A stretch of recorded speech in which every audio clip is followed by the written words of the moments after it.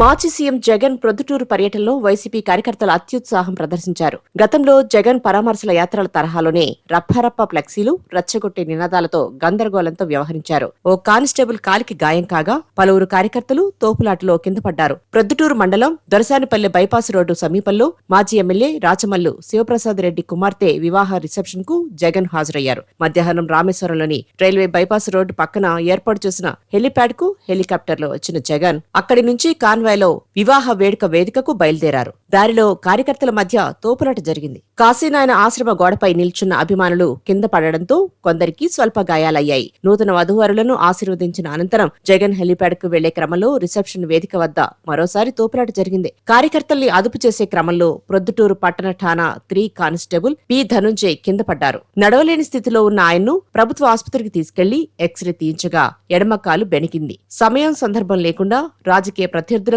భయాన్ని సృష్టించిన మా జగనన్న 2029లో రప్పారప్ప వంటి రెచ్చగొట్టే నినాదాలు, అల్లు అర్జున్ నటించిన పుష్ప చిత్రం పోస్టర్లు, జగన్ చిత్రాలతో కూడిన ఫ్లెక్సీలు, ప్లకార్డులు ప్రదర్శించారు.